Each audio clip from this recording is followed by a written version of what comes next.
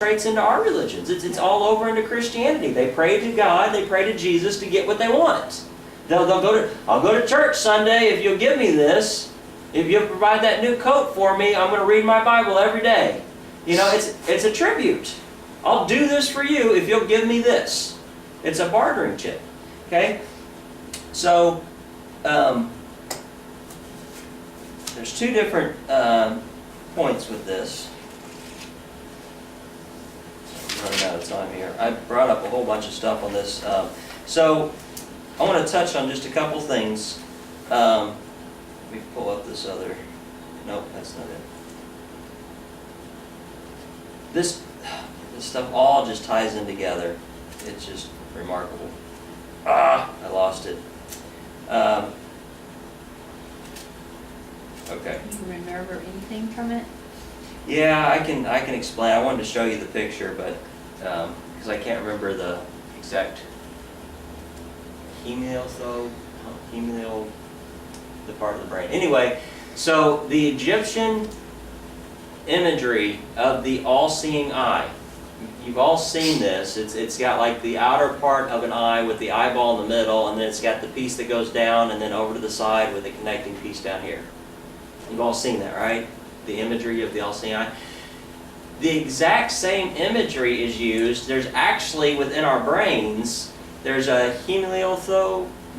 That part right there? Yeah, it's between the two What sides. about the brainstem? There's a part in the brain there where it looks just like that. So they look just alike. Well, in New Age type thinking, they call it not the all-seeing eye, they call it the third eye.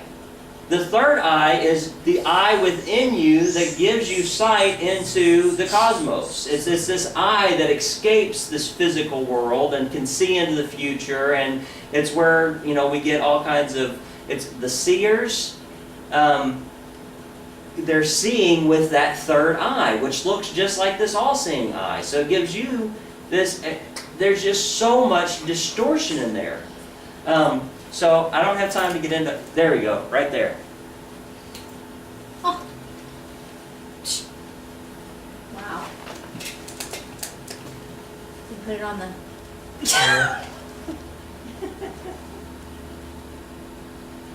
Yeah. So we have all these different things that people put their trust in. And a lot of it relates to this imagery here. The all-seeing eye, the third eye, all this stuff, it all relates to idolatry. It's all about where you put your trust.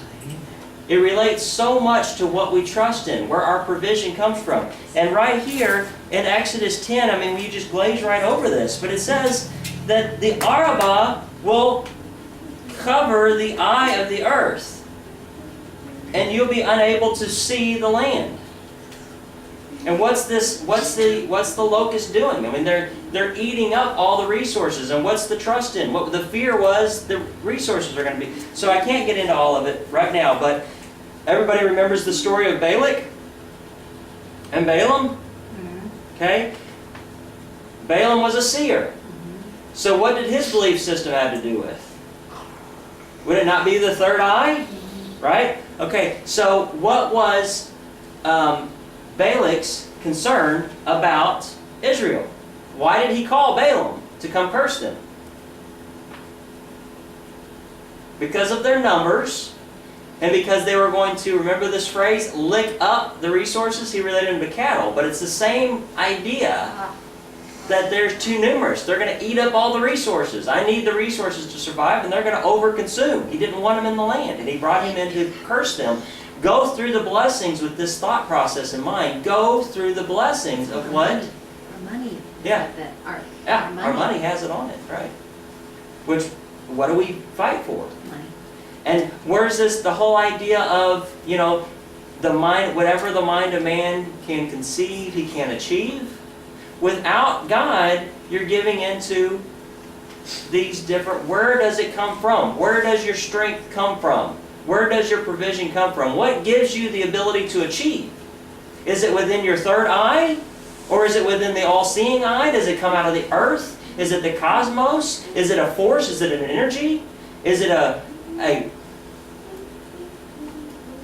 Positive thinking, I mean, all these things, it's coming from one source or the other, that all these things relate back to that. But who is the true, all-seeing eye? Who is the truth? It's Yahweh. All provisions come from Him, but what we do continually is we look for other ways to supply our needs. Why? So that we can be as selfish as we want and gather what we want. We can get what we determine we want. So not only is He the provider, but He also determines what it is that He will provide, because He determines what we need. And He delves it out. So if you are not willing to accept what He believes you need, then you have to find another source of provision. Because you have to go provide for yourself.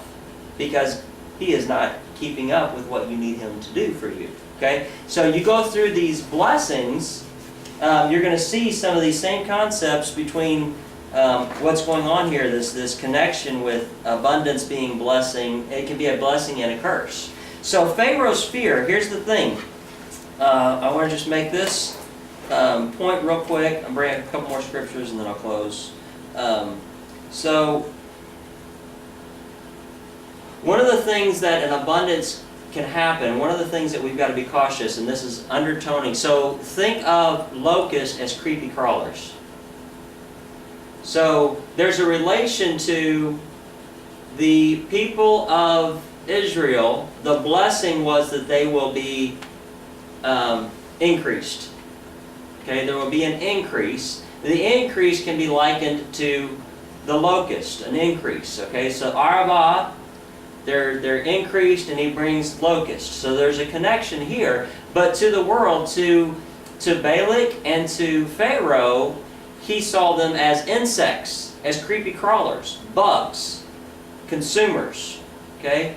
So his fear was of them consuming and losing his land, losing his resources, them overpowering and leaving, so losing his laborers.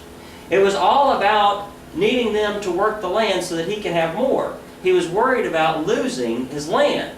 Did they take his land? Did he lose his land? Okay?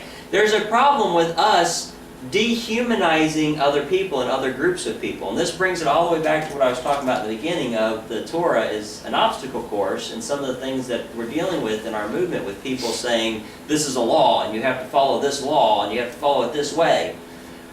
When we take another human being and we dehumanize them, we bring them to a lower stature, then we're doing kind of the same thing that Pharaoh does. This is what is the problem in, this plays into slavery. This had to do with the Holocaust. It's dehumanizing of a human being and reducing them to a bug. Instead of viewing them as blessed in abundance, because Yahweh wants more people. And we got to look at people as blessed of Yahweh. We have to look at people as our peer, our equal. But if we can put in our mind that that individual is stupid, that individual is not in the same place that I am at spiritually, and we can lower their stature, then they become a lower life form in a sense, and now we can misuse or abuse that individual and justify it within ourselves. And this is the underlying sin that's at work here in what started all. But here's what happens. When you do these things, your fear is a lie. We have a fear, which is why we dehumanize someone else. Your fear is a lie, but if you give in to the fear, the result of your fear becomes a reality. So Pharaoh was afraid that their numbers was a bad thing.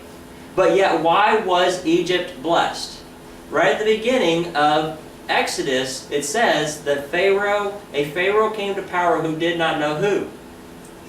Joseph. What did Joseph do? 7 years of plenty, 7 years of famine. What happened from how he handled affairs? If you go back and you read it all, not only did we get through those 14 years and the 7 years of famine, but people sold their land to Pharaoh. So the riches and the wealth of Egypt that they were experiencing at this time, what Pharaoh was trying to hold on to and grasp, he did not know Joseph. He did not know that he was only blessed because the Israelites were in the land. It wasn't because of the work they performed. It was because he was blessed for blessing them. But when you curse them, you're cursed. All the way back to, again, relates back to the the story of binding of Isaac and the blessing. So he became cursed because he cursed them. He was blessed because of them. But yet he viewed them as a curse. And he gave in to that fear, and they did not come in and eat up the ground. They didn't become the locust that consumed everything.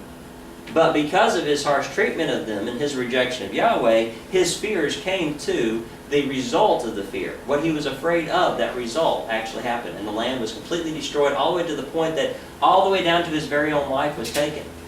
He would not give up until he was dead. He pursued them right to the waters. Pride is a serious issue. So here's a couple of scriptures for you. Deuteronomy 28, 36 through 38. This is the curse for disobedience.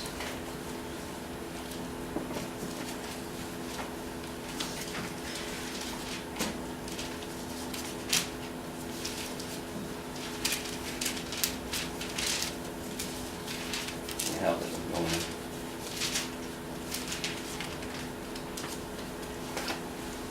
Alright.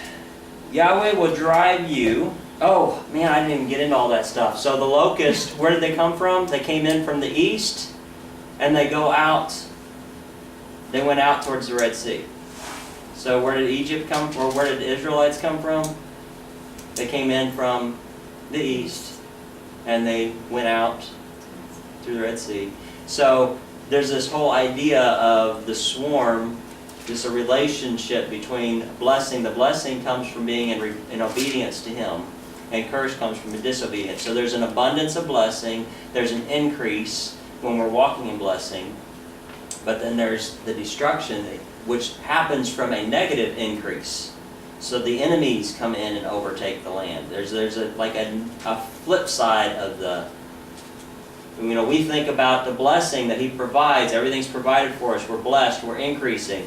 Well, the opposite for disobedience.